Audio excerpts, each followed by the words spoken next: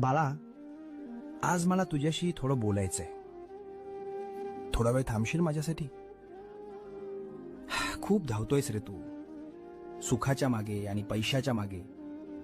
पण तरीही रोज रात्री उशीवर डोकं टेकवल्यावर तुला रिकामं का वाटतं?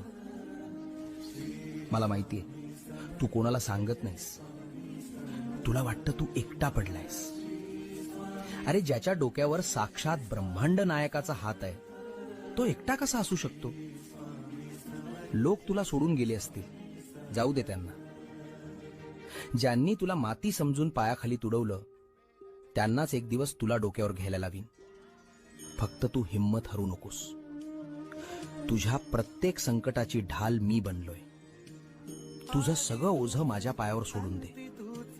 भिवू नकोस.